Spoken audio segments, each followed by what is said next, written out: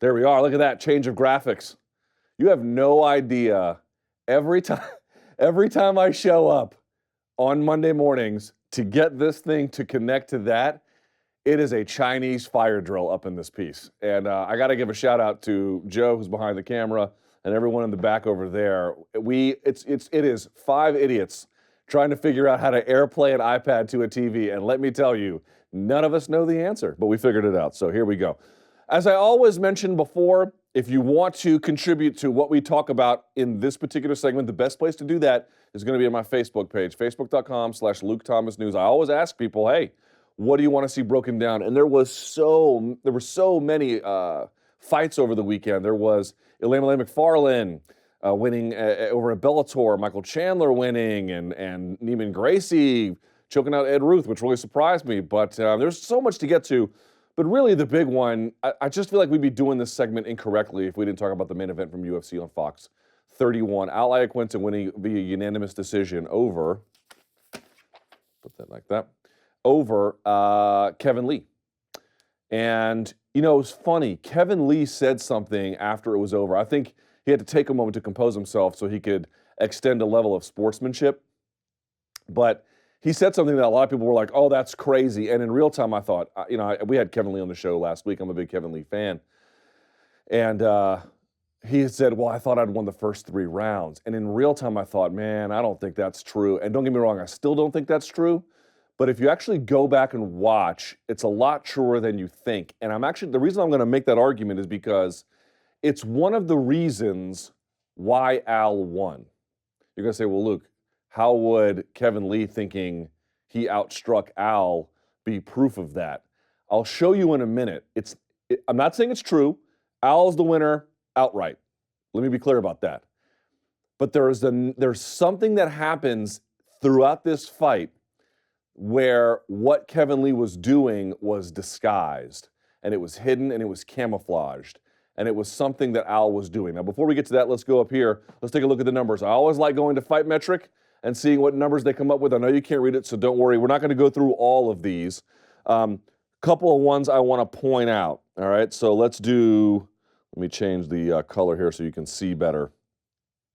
Here's one number I want to point out, and I'm going to zoom in here if I can, like that. Can you see that? It says in round 3, Al Iaquinta landed 16 of 29 strikes. Now, what's interesting about that number? That's the lowest he landed in terms of what he was able to produce per round.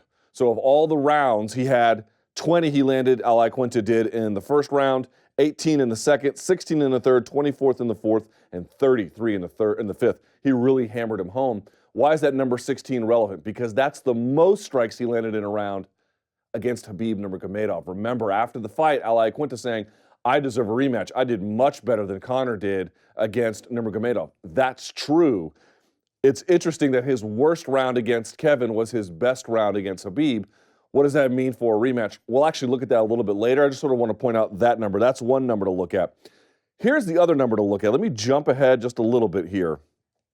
Here's another one. If you guys don't know what these mean, don't worry. I will show them to you. Here's one. This one right here. Let me zoom in here. Whoop, hang on. You see that one? SAPM. Do you know what that stands for? Strikes absorbed per minute. And it's 4, which I'll be honest is a little on the high side. All right? That's what he averages. These are his career statistics. All right? That's what he averages over the course of a career. And I believe these numbers are factored in, but they were almost identical before the fight because I made sure to check.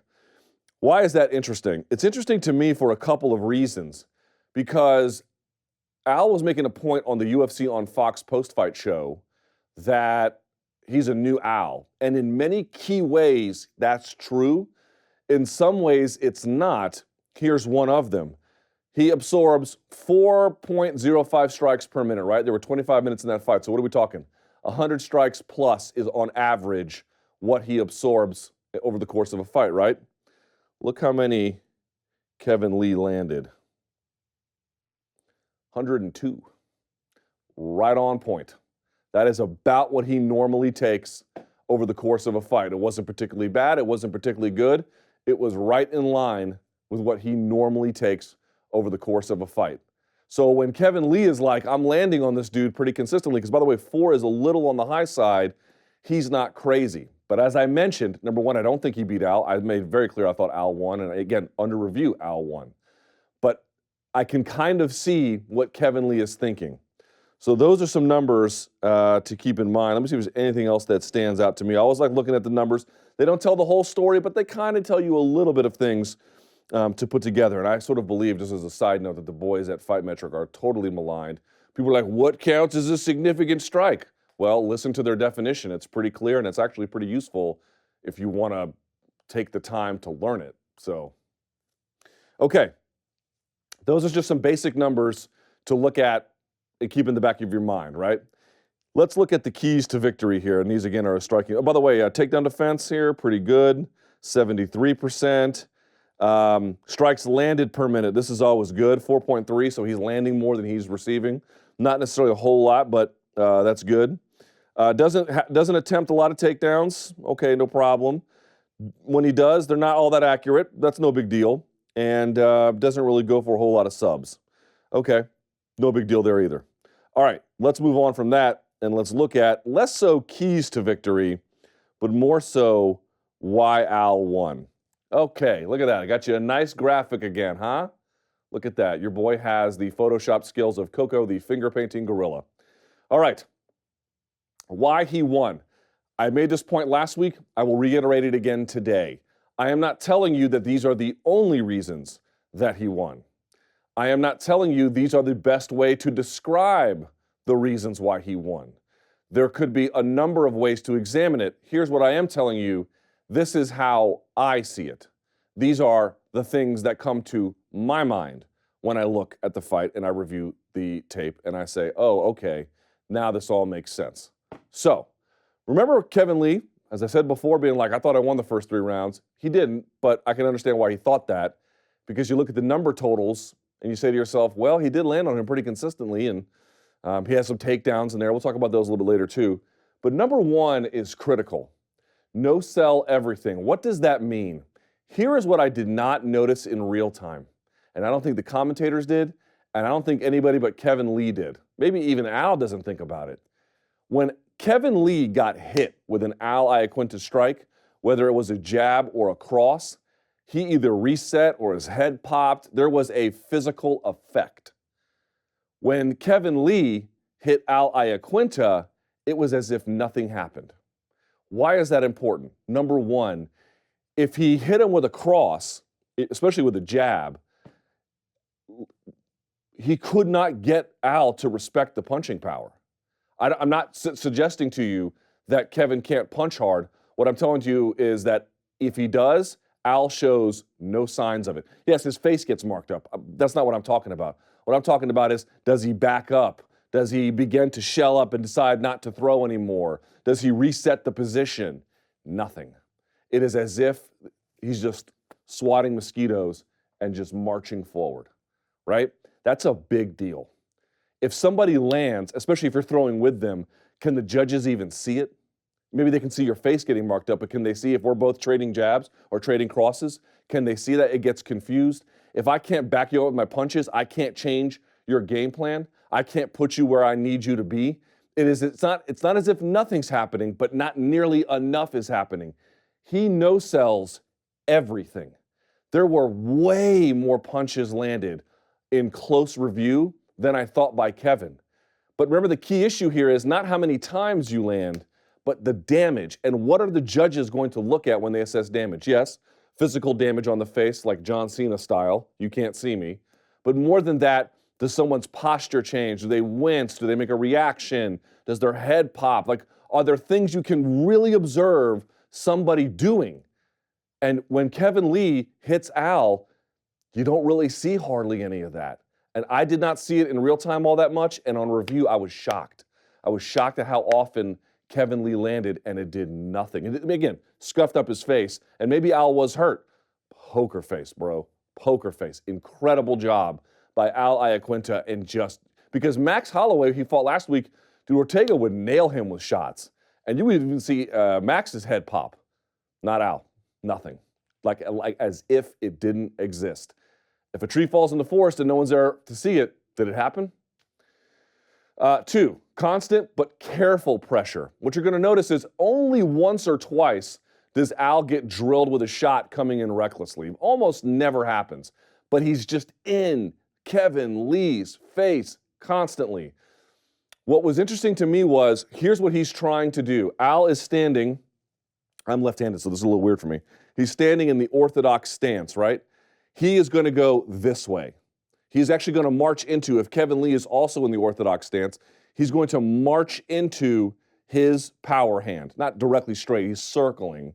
But you might be asking, why is he doing that? Because he wants Kevin Lee to fade into his own right hand. He's not worried about Kevin Lee's power, so why not push into it?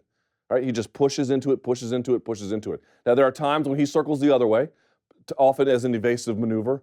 There are times when he comes in straight. There are times when he resets it.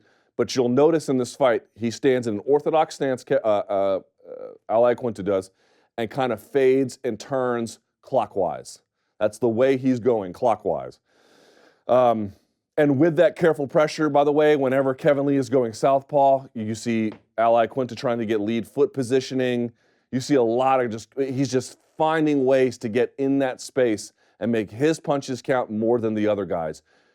Kevin Lee is not wrong when he says he kind of numerically was in there a little bit. He kind of was numerically in there.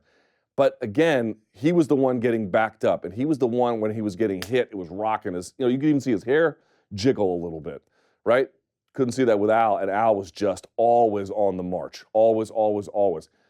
Consistent march, but usually very careful. There's only really one instance where he gets clipped kind of hard. And again, no sells it, doesn't reset, just keeps on moving. It's crazy. And then last but not least, attack and create openings. So what you'll see him do is, if he's standing in the orthodox position, you'll see again, remember Max Holloway on the half beat? 1, 2, 3, 1, 2, 3, 1, 2, bang. And get in between that 2 and that 3. You're going to see Al Iaquinta do the exact same thing. Guys, everyone likes to see who's throwing strikes like this and, like this and and whatever else. Like, people just want to see crazy acrobatics. But at the end of the day, if there is a lesson you can take home from last week and then this one, at least insofar as the striking is concerned, the best strikers in the UFC, usually, what they're really good at is not some crazy, I know Kung Fu, come at me Morpheus bullshit. That's not what they do. What they do is they have an incredible sense of timing. They have an incredible sense of distance, and they have just enough weapons where they can be modular in all situations. They kind of just are who they are, and it looks a little basic, but it applies so broadly over the range of the fight that they can just take over. So you'll see Al fake and then throw. You'll see him catch him on the half beat, just come from this side. You'll see him double up and come. You'll see him stance switch early. He kind of abandons that a little bit late, but what he also wants, just like Max Holloway, is he wants an extension. He wants an extension from Kevin Lee, either for the left to come out or the right in this case, or the left to come out, and he wants to get inside of it in certain cases. He wants to come over the top in other ones. He wants to get inside of it. It's not the same game plan as Max Holloway, because that's not true. He doesn't stance switch nearly as often, but there are some similarities to it. Great crisp footwork from Al Iaquinta. So for me, when I go back and review, he no-sells everything. There is constant but careful pressure, and he's either attacking with different tricks to get him open, and we'll see all those here. All right? All right. Let's do this, shall we? Okay. We'll take a look at a few things from each round, but I limited very narrowly what we took a look at. There is way more than this. So this round 1, right? 310. What are we looking at here? By the way, I'll say this. Kevin Lee was going back and forth southpaw and traditional. I don't think he was bad from southpaw. I think that would be very unfair to Kevin. But last week we saw Max Holloway going back and forth, and I literally couldn't tell if the game dropped off at all. You can tell here. He can be effective from southpaw. I do not want to take that away from Kevin Lee. But if I'm assessing where he's at his best, offensively and defensively, I would argue, humbly, I would submit, the orthodox position is much better for him. That's just me. That's not to say he shouldn't keep pursuing this and get better at it. That's not what I'm saying. It's just they're not equal. That's all only point I'm making. All right, so watch Al. You can see him doing a lot of the same thing, jamming inside, using a hand to gauge distance or to parry and come over the top. Watch the foot here. Let's see sort of what happens in this exchange. By the way, you always see Al a little low, and sometimes he would hang the hand, the commentators noted, so that he couldn't be in the line of sight to punch. That's one of those things, right? You see Kevin take a step in. Al did this a lot. He'd lead. Kevin would come in. He would drop and either come up, or he'd drop and go to the body and come up, or drop and go body, then come up. You see this dropping level a lot from from Al Iaquinta, getting underneath the jab. Like that, and then crack. He misses. Now watch, left-handed stance. Bink, gets right in on him. What do you notice again from last week? Inside the space. He's not coming around. Sometimes he'll come around, but here he's coming inside the space, switching stance through combination here. Because remember, he started orthodox, switches to southpaw, bang, and cracks him inside the space, jamming him, constant pressure, moving forward, creating openings, getting underneath the jab. There you go. All right. Here's another one. So watch. So now he's going to circle into, so this is one of the times where he's not circling the way he normally did. It wasn't constant, but it was constant in the sense of like unrelenting, but it was consistent. You'll see it in each round over and over and over again. Right? What's he doing? Kevin jabs, right? Lands one. He gets one inside two. And you can't see it here, but look closely. Who's got the superior foot position? It's Al Iaquinta, right? Bink comes inside to the body, and then it rips it again, getting him to get too close, going inside. Sometimes he'll go upstairs, backs him up like that, and that's from the orthodox position, right? And he switches to south again. Again, this whole bit about I'm going to be on the outside and I'm here up southpaw, and now I'm orthodox, and now I'm southpaw.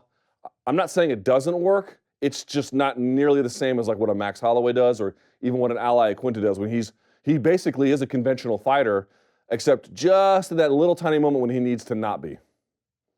All right, here we go. Southpaw stance. Let's see what happens.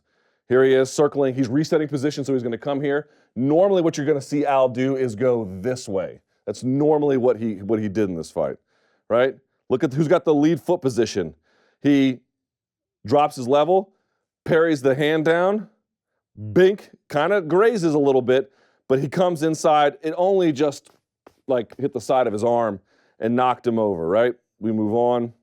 Here's another one, right? Jabs his way inside, and he's catching him on the timing here too. Kevin just puts a foot down. He's already in motion, right? Because he's timing everything, 1 and 2 and 3 and 4, and he's getting in at the right moment.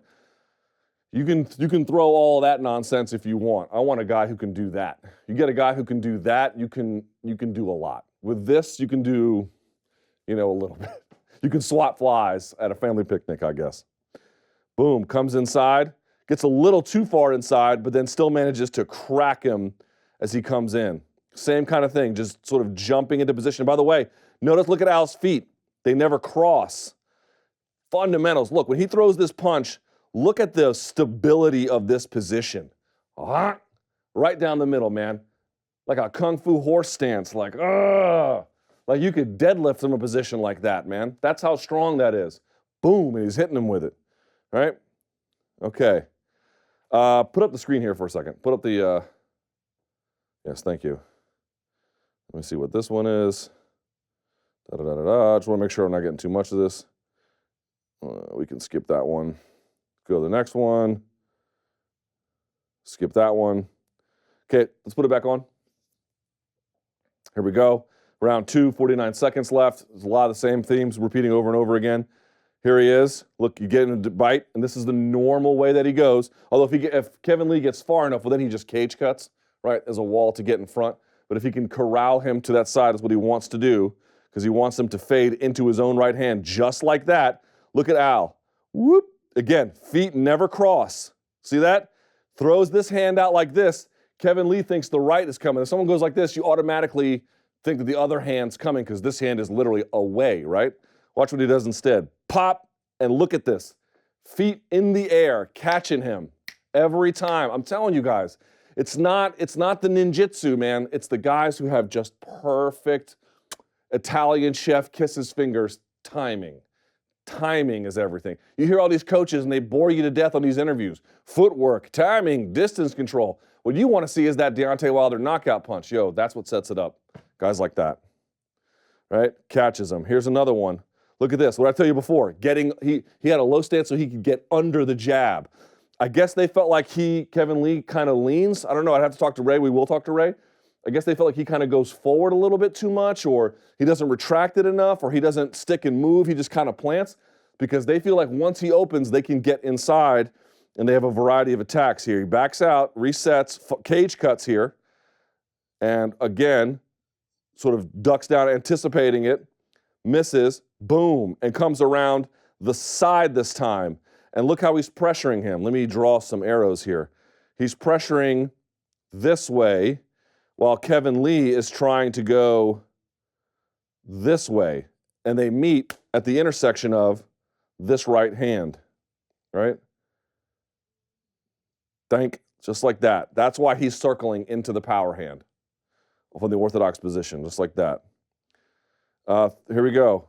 Just look at this. Fakes jabs once. Hold on.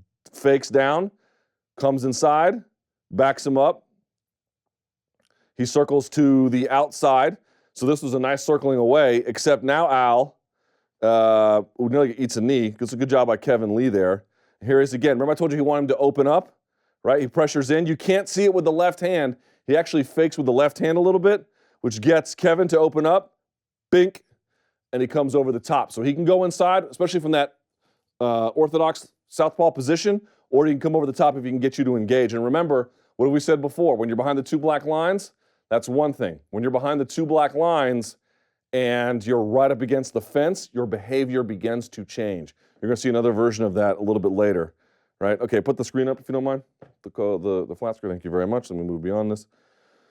See what this is. Let's see. Bink. We can skip that one. Okay, move over to this one. There's no video here or slides. Well, it's just the one slide, I guess. Just this. So a big portion of this fight was fought on the ground, right? That was a big thing here. Look at this photo. I'm not sure what you guys see in this photo, besides a loving embrace, similar to the one Joe and I had when we were teaching each other to clinch, which just sounds like a metaphor for a lot of terrible things. But okay, look at this. Here's what I see when I see this. You could say you see control. All right, I see control. But here's what I'm going to point out. You have locked your own legs, if you're Kevin Lee. You have given one of your hands to your opponent, and you have attached yourself to him. That gives you one free hand. I don't know what the answer is. I'm not nearly good enough in jiu-jitsu to be able to tell you what the answer is. Here's what I know. This is not enough. And by that, I don't mean Kevin Lee didn't do enough. What I mean is MMA's best practices are not enough. One thing you're going to see when Crone Gracie comes to the UFC, he almost never uses the body lock. He puts both feet and shins or whatever, calves on the hips. He likes to use that to rotate someone's hips around and turn them and steer them rather than lock into position. But the lock into position, if you see that, you think, oh man, he's got him dead to rights. But the reality is, in modern MMA, you can get an Iaquinta with the high hand here, and they can just block it. Here's my point about this. You have trapped your own legs, you have trapped your own arm, you have trapped your own body, chest to back, you have one arm. You're not going to submit somebody good that way, at least not with modern practices. And that's not a knock on Kevin Lee, that's a knock on how everybody treats this position. This is what you're told to do. You're told to get the back. You're told to have hand control. You're told to have the body lock, right? Not everyone has to have it, but it's a good thing to have. I think we need to rethink that. I just don't believe that's true. What is the answer? There has to be some kind of way to get, I don't know if a rear naked choke from the back is possible with the arm. I mean, maybe somebody can work on the mechanics there, but there has to be some kind of arm or shoulder manipulation from the back that is possible. I really think that, because this joint, the shoulder is mobile, right? Like your knee can only just bend, but your shoulder can go to the side, it can go to the front, It can kind of go to the back, but it stops there, which is where the Kimura comes into play. But even then, even if you have your shoulder in a proper scapular position, you can put it up here, and it kind of stops, right? Well, what does jiu-jitsu do? It takes a limb to the point where it's not supposed to go and then pushes it even further. My hunch is somebody, if they really want to work on it, they could find a way. You know how you see the Suloev stretch now? People are just getting behind the ankle and then the hamstring and just ripping that son of a bitch. That happened to Jared Gordon in his fight. What if there's a way to Suloev stretch out the lat or the tricep or the shoulder joint, where just to rip the arm out of the shoulder? It is possible to do. I don't know exactly how one would do that. I don't know what the best practices are. I don't know how you have to set it up. Someone has to figure this out. But just attaching yourself to somebody and then giving up one of your arms so all you have is one hand, it's not going to be enough in modern MMA. As for the job that Al Iaquinta did, what I would say is Al is here's how I would classify it. Al is good at stopping takedowns. Al is excellent at neutralizing the bad effects from them when he gives them up. So he can stop takedowns 73%. That's pretty good. But what he's really good at is if you even get his back, he gives you nothing. There's nothing here. I mean, it's not nothing, but there's no damage. He's not in dire straits. He's just in close contact. And so I think in the end, that's really where he excels. You can put him in bad positions. He doesn't get beat up a lot. And yeah, all right, there you go. We move along.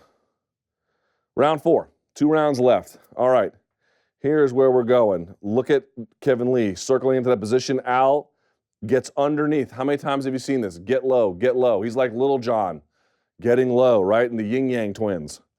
And then he comes into the body and then sort of sticks in his face here a little bit. Constant pressure, which, by the way, what do you notice about this? Right? Oops, hang on. What do you notice about this? Lee is circling this way, takes a shot to the body, and then decides to go the other way. See what I mean when it says changes his behavior? You don't notice any of that with Al Iaquinta. It doesn't change his behavior at all, right? And here he gets in his face again. This is where he does less so circling, more cage cutting. Gets in his face. Look at this. Times it, gets inside, goes to the body and then the head. And this is what I mean. Pushes him back with punches. There's a physical result from the impact. All right, here we are again. What do you think is going to happen? I suspect he'll have the lead foot position. He'll get this hand open, and he'll either come inside or then over the top, all right? Something like that. So here's what he does. He parries it kind of down or just fakes it, comes inside. Look at the foot positioning. He moves away, but boom. See what I'm talking about when there's a physical result to the punch? Look at that. Physical result to the punch. You can see the impact. Go back and watch this fight. You barely ever see that with Al. Slightest of degrees of change, right? Catches him, and by the way, changes his motion as a consequence. Here we are, still round 4. Watch, look, southpaw position. I'm not seeing a ton of advantages for Kevin from this position, right? Lead foot position, comes in wide, misses, switches stance, eats one for it. This is what I mean. Look, this is the fight in a nutshell, right here. This is how to understand Al Iaquinta versus Kevin Lee 2. This is all you need to see. Lead foot position, draws out the punch, doesn't land. Comes in, misses his own, switches stance, eats one, does not affect his behavior, comes right over the top and lands the harder shot. That, ladies and gentlemen, is how Al Iaquinta won. You see it in one sequence. That is how he did it. With superior boxing, superior timing, superior footwork, superior combinations, and an ability to no-sell the other person's offense while clearly affecting change on the other side. Let's put up the screen one more time, please, if you may. Thank you very much. We'll move through this. Let's see this real quick. Bink, bink, bink. Jabbing, jabbing. I just want to make sure I give you something that's worthwhile to look at here. This one's a little long. We can skip that. Oh, wait, here we go. Okay. Put it back on, please. Watch whose behavior changes. Al's already going this direction, right? Comes in, takes a shot, and it lands, but he just keeps going the way he's going. He circles, right? Circle, circle, circle. What does he do? Pop. And look at that. It sends him backwards. Now, this shot does nothing. It's not fair to say it does nothing. but he was kind of already fading that way. He just kind of takes it. It doesn't change his behavior. He's still out there, and then he pops the other guy. This is what I mean when he no-sells the offense. And this is easier to sort of evaluate when one goes and then the other, but there's a bunch where they go at the same time, and one guy is clearly getting hit harder. We move here. Actually, hold on. Think, boom. And like, who's backing up? Who's wearing the shot? Okay, put the screen up one more time. Let's jump here real quickly with the time we have remaining. Let me see this real quick. I'm going to show you one more version of this, and then we'll move along. Okay, there's a good one. Put it back on, please. Okay, check this out. This is what I told you when Al sometimes overcommits. Here's one where he overcommits, right? Nice timing by Kevin Lee. Now who's catching who on the half beat? It's a nice shot from Kevin Lee. Here's the problem. Look, it does nothing to Al. Look at this. This is what I mean when I say no sell. He literally, it's not even if we're standing here and eating a punch. He's standing there and he walks into it. Bink, and he misses. Look at this. So it wobbles his head. Don't look at his head. Look at his hips. They don't hardly move back at all. And then he lands the superior shot. That is what I'm talking about. That clip and the one before is all why he won. The proper fundamentals, the proper circling, the no selling. One last thing. Put this clip up. I want to show you one tiny little thing here if I can, and we'll move along. Okay, remember I told you he was circling and what he was doing to Kevin? He wanted a rematch with Nurmagomedov, right? Throw it up one more time. This is from their fight at whatever this was, UFC 223, whatever it was. Check this out. Remember what Al was doing? He was circling. He was cage cutting. If he was far enough back, he was circling clockwise coming into him. He's getting underneath the jab. He's setting up his own. He's trying to elicit a reaction. He's trying to throw his right? A lot of boxing there. Watch this. It's the same thing. Now, he had no time to prepare for this, and this is round 3. Boom. He eats one from Nurmagomedov. Look at him. Low stance, right? Pressuring into him. Going to the body, right? It looks pretty similar. Cage cutting, come off the top. He misses there. That's good work from Nurmagomedov to get out of the way. But look at him. Cage cutting, going off the jab, trying to find him, direct him to his own. He wants to direct him here, right? That's what he's trying to do. Boom, misses. And then he comes back in, and you kind of get the idea. So that's it. You can put the screen back up. Just sort of wanted to show you some of the basic mechanics. There wasn't a ton there. He's asking for a rematch with Nurmagomedov to get that. Here's the only point I'm trying to make. Man, Al Iaquinta, to me, it's like, has he grown as a fighter? Of course. Was he radically different than the one we saw against Nurmagomedov? Well, he had no time to prepare for that. Here's what I am saying. His chin is amazing. His forward pressure is always on point. His cardio, by the way, we don't even talk about that, enables everything you saw here. And it's just, you catch these guys. I can't be clear about this. I know I'm like a broken record at this point. Show me the guys with the good timing. Show me the guys with the good sense of distance. Show me the guys that know where their feet are supposed to be, and I will show you some UFC champions. I do not know what is next for Al Iaquinta. I don't know if he gets that Nurmagomedov rematch. I don't know if he's going to be a title winner. Here's what I know. He has all of the material to, at a bare minimum, be a real title contender, and not on short notice, but by doing it the hard way. Al Iaquinta is one of the best fighters in the best division of mixed martial arts. If you didn't know on Saturday, now you know.